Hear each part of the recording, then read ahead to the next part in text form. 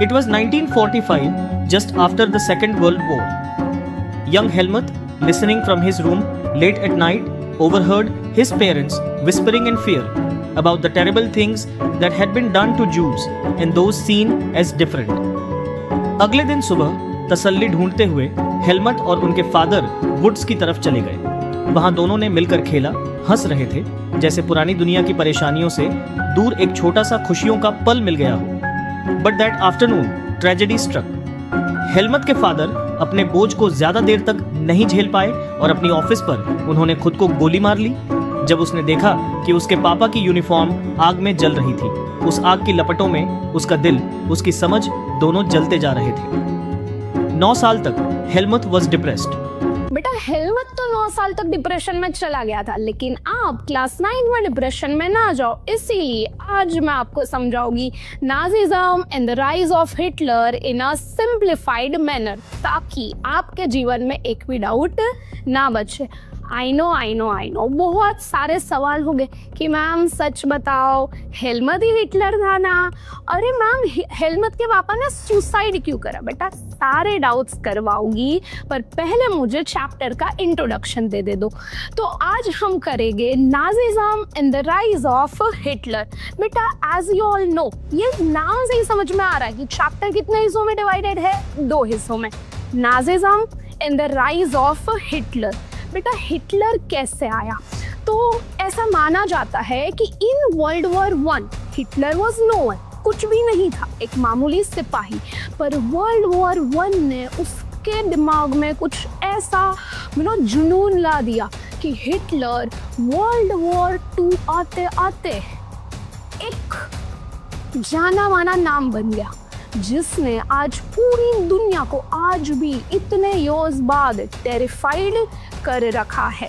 तो हिटलर का राइज होता है वर्ल्ड वॉर 1 के बाद एंड वर्ल्ड वॉर 2 के पहले।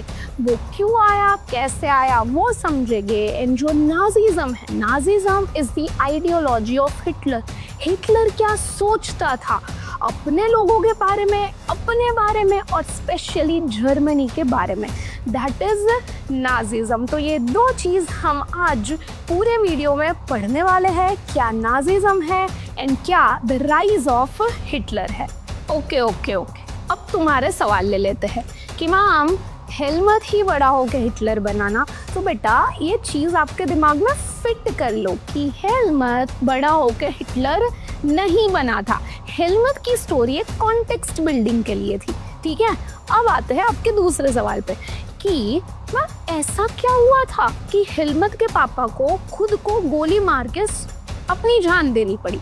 तो बेटा हेलमट को ये चीज़ रियलाइज नहीं हुई थी, पर हेलमट के पापा एक नाजी सपोर्टर थे। It was the time of 1945, और जो लोग भी नाजी आइडियोलॉजी में बिलीव करते थे, जो लोग नाजिज्म में बिलीव करते थे, वो सारे के सारे लोग टेरिफाइड थे, डरे हुए थे। क्यों डरे हुए थे?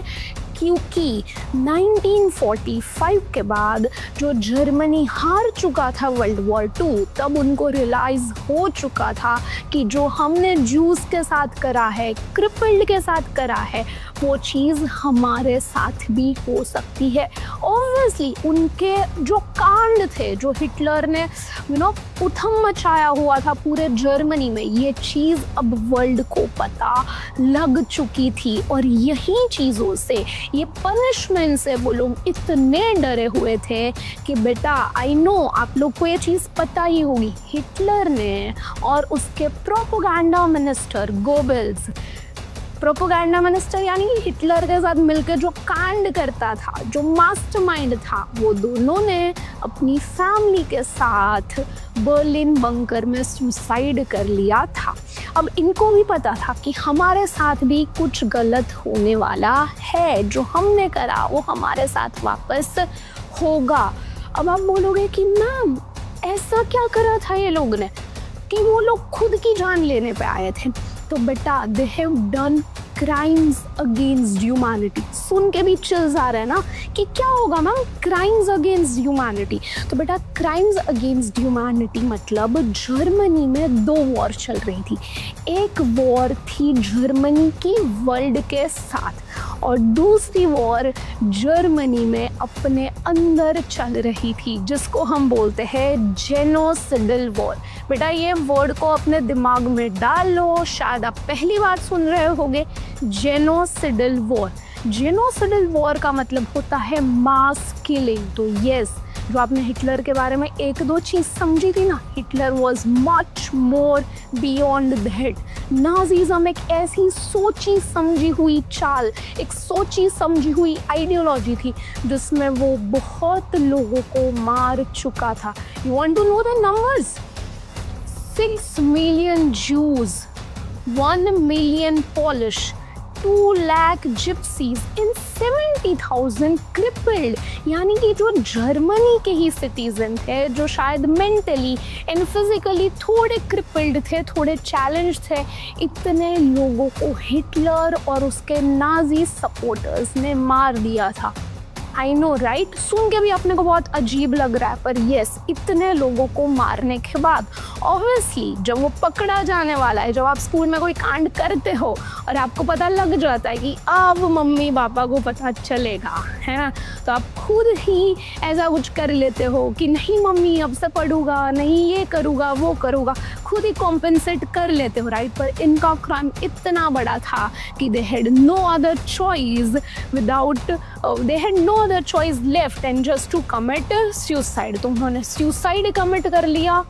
एंड जो 1945 के बाद बाकी बचे हुए लोग थे, उनके लिए अलाइज मतलब जो वर्ल्ड वॉर 2 में जीती हुई कंट्री थी, मैं आपको आगे डिटेल में बताऊंगी, वो जीती हुई कंट्रीज ने बनाया था एक ट्रिब्यूनल, ठीक है, इंटरनेशनल मिलिट्री ट्रिब्यूनल। बेटा यहाँ से 2 मार्क का क्वेश्चन आता है, what is international military tribunal? तो बेटा इंटरनेशनल मिलिट्री ट्रिब्यूनल जो नर्मबर्ग में बना था, ये एक ऐसा कोर्ट था जो नाजी क्रिमिनल्स को, नाजी के जो बड़े बड़े सपोर्टर्स थे, जो बड़े बड़े ऑफिसर्स थे, उनको पनिशमेंट देने के लिए ये एक ट्रिब्यूनल बनाई गई थी।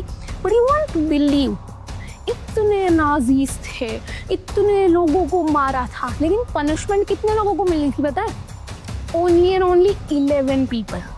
I know, when I read this मेरे को भी शॉक लगा था कि सिर्फ 11 लोगों को पनिशमेंट, नहीं कितने सारे लोग इन्वॉल्व थे, राइट। पर बेटा जो अलाइज थे उन्होंने सीखा था कि कहीं ना कहीं वर्ल्ड वॉर 1 के बाद जो हमने जर्मनी को पनिशमेंट दी, जो जर्मनी को ह्यूमिलेट करा, उसी वजह से वर्ल्ड वॉर 2 हुई। इस वजह से उनको अपनी गलती दोहरानी नहीं थी। जो वर्ल्ड वॉर 1 के बाद करा था वो वर्ल्ड वॉर 2 के बाद नहीं करना था, और इसी वजह से ये इंटरनेशनल मिलिट्री ट्रिब्यूनल ने सिर्फ 11 लोगों को पनिशमेंट 11 लोगों को एग्जीक्यूट कर दिया था, और बाकी बहुत सारे लोगों को लाइफ इम्प्रिजनमेंट दिया हुआ था। अंडरस्टूड? तो कुछ कनेक्ट बिठा पा रहे हो कि ये जो वर्ल्ड वॉर 1 थी, कहीं ना कहीं world war 1 was the biggest reason for the rise of Hitler in Germany. एक ऐसा बंदा जिनमें बहुत जुनून था अपने देश के लिए कुछ करने का, पर वो देश के लिए कुछ करने के चक्कर में उसने बहुत कुछ कर दिया, और आज हम उसको 2 चीज़ों के लिए जानने लगे हैं, मूच और मास किलिंग, ठीक है। ये सब कुछ पढ़ने से पहले let us go to flashback. One of the reason world war 1, ठीक है, let us understand world war 1 क्या थी। तो वर्ल्ड वॉर 1, इसको वर्ल्ड वॉर क्यों बोलते हैं? तो क्योंकि इसमें वर्ल्ड के बहुत सारे कंट्रीज़ ने पार्ट लिया था, ठीक है, जो मेन पावर्स थे। अब ये मेन पावर्स की 2 टुकड़ी थी, 2 ग्रुप्स। अपने वॉर करते, अपने किसी से लड़ाई करते तो ऐसा बोलते हैं ना, आज चल अपने साथ मिल के लड़े, तेरा भाई भी आएगा, है ना। तो ये जो कंट्रीज़ जब लड़ रही थी तो वो भी एकदम भाईचारा दिखा रही थी, एक ग्रुप में लड़ते हैं, मज़ा आएगा, है ना। तो 2 ग्रुप्स थे, एक थे सेंट्रल पावर्स और दूसरे थे अलाइज। बेटा सेंट्रल पावर को याद रखने के लिए आई हैव अ न्यूमोनिक। अपने सबके सेंटर ऑफ यूनिवर्स में चलता है गोवा, तो सेंट्रल पावर्स को याद रखने का न्यूमोनिक है गोवा, नॉट दैट गोवा। हाँ, गोवा का G stands for Germany, O stands for Ottoman Empire and A stands for Austro-Hungary Empire। दूसरे थे अलाइज यानी कि दोस्त पार्टी। अलाइज में कौन आते हैं, तो अलाइज के लिए we have a mnemonic called sphera. France, England, Russia and the last mastermind जो पूरी वॉर में नहीं था 1917 में आया अमेरिका। ठीक है, समझते हैं कि वो लोग क्यों लड़ रहे थे। अब everyone wanted to gain power. ठीक है, तो उनको लगा कि यार मजे हो गए, वॉर कर लेते हैं, जितना ज़्यादा रिसोर्स आएगा उतना मज़ा आएगा। बट बेटा जब उन्होंने वॉर स्टार्ट करी तो उनको समझ में आ रहा था कि ये कोई एक आध साल तक चलने वाली वॉर नहीं है। This is going to be a long term commitment. Yes, long term commitment. कितने साल तक वॉर चली थी बेटा? 4 साल, 1914 टू 1918। अब अपना जर्मनी स्टार्टिंग में तो डॉन बने घूम रहा था, अपुनिच भगवान, वैसी उनकी आइडियोलॉजी थी और जर्मनी जीत भी रहा था, सिर्फ बोल नहीं रहा था। Germany was really doing so well, सबको, फ्रांस, पोलैंड, सबको उसने हराया था। पर जैसे ही द मास्टरमाइंड अमेरिका एंटर करता है 1917 में, जर्मनी की हो जाती है time fish. Germany along with the central power हार जाता है। सो यस, जर्मनी हार जाता है वर्ल्ड वॉर 1। अब वर्ल्ड वॉर 1 के पहले जर्मनी में हुआ करता था एम्परर, यानी कि जर्मनी एक मोनार्की स्टाइल ऑफ गवर्नमेंट को फॉलो करती थी। जैसे ही वो वर्ल्ड वॉर 1 में हारते हैं, हारने के बाद जर्मनी का एम्परर यानी जर्मनी का किंग बोलता है मुझसे ना हो पाए, तो किंग भाई साहब ने कर लिया एब्डिक्ट। एब्डिक्ट का मतलब होता है बेटा रिज़ाइन करना। उसने अपनी पोजीशन छोड़ दी, उसने अपना थ्रोन छोड़ दिया। अब यार जर्मनी के लोग तो सोच में पड़ गए कि किंग भी चला गया, हम तो वॉर हार गए, अब हम क्या करेंगे। तो जर्मनी की बहुत सारी जो पॉलिटिकल पार्टीज होती है वो लोग मिलते हैं, सोचते हैं कि अब जर्मनी में हम कौन सा नया स्टाइल ऑफ पॉलिटिक्स लाएंगे। And they decided to bring democracy in Germany. Yes, Germany में डेमोक्रेसी आती है।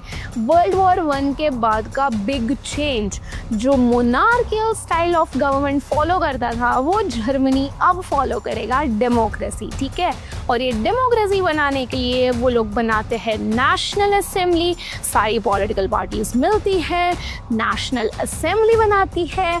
और ये जो नेशनल असेंबली थी वो कहाँ पे बनी थी? वेमर। ठीक है, तो जो जर्मनी का नया स्टाइल ऑफ गवर्नमेंट है उसको हम बोलते हैं वेमर रिपब्लिक। बेटा रिपब्लिक का मतलब होता है जहाँ पे हेड ऑफ द स्टेट जो होता है वो एक रिप्रेजेंटेटिव होता है, इलेक्ट करा हुआ बंदा। तो यस, जर्मनी में इलेक्शंस हुए थे और ये जो इलेक्शंस हुए थे ना बेटा, उसमें एक बहुत अच्छी बात भी हुई थी। वो बहुत अच्छी बात ये थी कि उन्होंने फॉलो करा था यूनिवर्सल अडल्ट फ्रेंचाइज, यानी कि वहाँ पे हर एक इंसान को इंक्लूडिंग विमेन, जो भी अडल्ट थे इंक्लूडिंग विमेन, सबको वोटिंग का राइट दिया था। अब जो जर्मनी मोनार्की फॉलो करता था वो अब फॉलो करने लगा है डेमोक्रेसी। तो जर्मनी में आ गई democracy with what name? Weimar Republic. Yes बेटा, आपको पूछ सकते हैं कि हाँ वेमर रिपब्लिक वाज बॉर्न। तो after the defeat in world war 1 Germany में नेशनल असेंबली बनती है और वेमर रिपब्लिक आती है। और बेटा जैसे झगड़ालू घर में नई नवेली दुल्हन को वेलकम नहीं मिलता, वैसे ही झगड़ालू जर्मनी में नई आई हुई वेमर रिपब्लिक को कोई वेलकम नहीं मिला था। इनफैक्ट लोग तो सारी की सारी चीज़ों का ब्लेम डालने लगे वेमर रिपब्लिक पे। लोग वेमर रिपब्लिक को कोसने लगे। क्यों पता है? So the big reason behind the unwelcomeness of Weimar Republic was Treaty of Versailles। क्या था ये ट्रीटी ऑफ वर्साइल्स? अच्छा, let me tell you a secret. आपको पता है जब मैं पेपर बनाती हूँ ना तो ये क्वेश्चन मेरा फेवरेट है, what is treaty of Versailles. And I am sure यार मेरे फेलो टीचर्स का भी ये फेवरेट क्वेश्चन होने वाला है।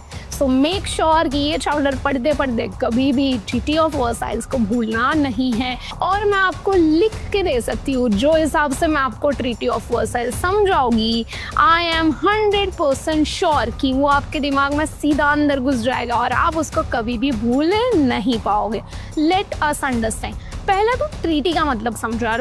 जब तुम और तुम्हारा भाई घर में झगड़ा करते हो, ठीक है, अब झगड़ा करने के बाद मम्मी तुम दोनों के बीच में सुलह करवाती है। सुलह के बाद एक कॉन्ट्रैक्ट होता है कि तू इसके कमरे में नहीं जाएगा, तू पानी की बोतल भरेगा, है ना, जो हारता जीतता है उनके बीच में।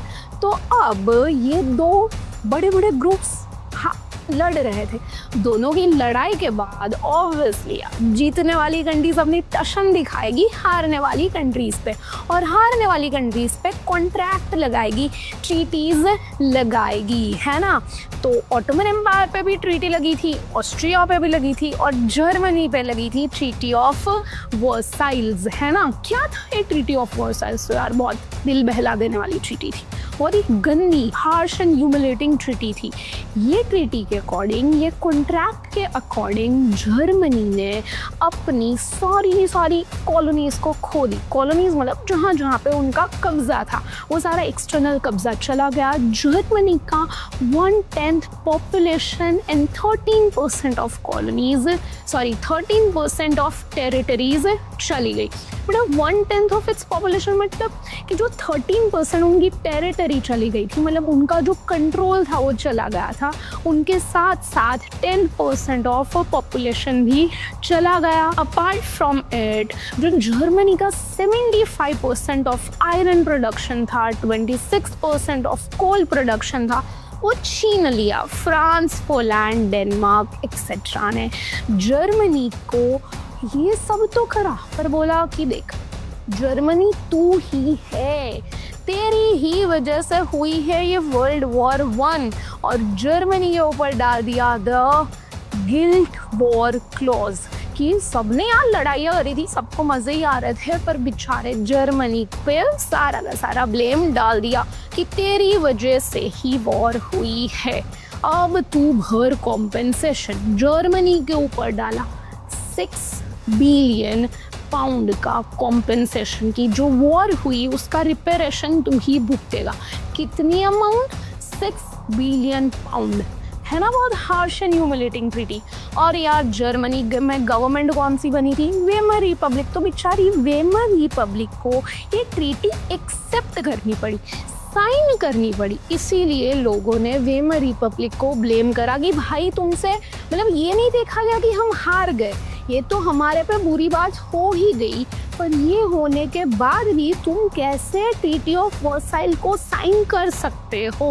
और इसी वजह से लोगों ने वेमर रिपब्लिक को बिल्कुल वेलकम नहीं करा था, उल्टा लोग वेमर रिपब्लिक से गुस्सा थे। अंडरस्टूड? ठीक है, ग्रेट। अब मैं आपको ट्रीटी ऑफ वर्साइल याद करने का एक बहुत ही इजी न्यूमोनिक बताती हूँ, ठीक है। अब देखो ट्रीटी ऑफ वर्साइल मतलब great loss for Germany, right. तो बस यही है न्यूमोनिक, ग्रेट लॉस, ठीक है। उसमें G stands for guilt war clause, R stands for reparation, ये भाई तुमको रिपेरेशन देना पड़ेगा, कितना? 6 बिलियन पाउंड का। E stands for ex colonies, बेचारे की कॉलोनीज चली गई। A stands for army reduce, Germany की आर्मी रिड्यूस कर दी गई थी कि भाई शेर कितना भी बूढ़ा हो जाए, शेर होता है, जर्मनी वापस भी वॉर कर सकता है। तो जर्मनी की आर्मी को छीन लिया गया, जर्मनी को बेचारे को डीमिलिटराइज कर दिया गया। T stands for territories lost, 13% of territories, 10% of population. L stands for land resource, जो कोल था, आयरन था, वो चला गया। O stands for occupied Rhineland, Germany में बहुत ही रिसोर्सफुल जगह थी राइनलैंड, वो राइनलैंड भी ले लिया अलाइज में। S stands for shame and humiliation, बेचारी जर्मनी को बोला कि तू ही है जिसने वॉर करी, तो जर्मनी के ऊपर डाल दिया इतना ज़्यादा शेम। तो आई होप आपको हेलमत की स्टोरी से लेके World War I की डिफीट तक एंड ट्रीटी ऑफ वर्साइल्स के आतंक तक सब कुछ समझ में आया होगा। अब हम मिलेंगे नेक्स्ट वीडियो में with new topic. Thank you.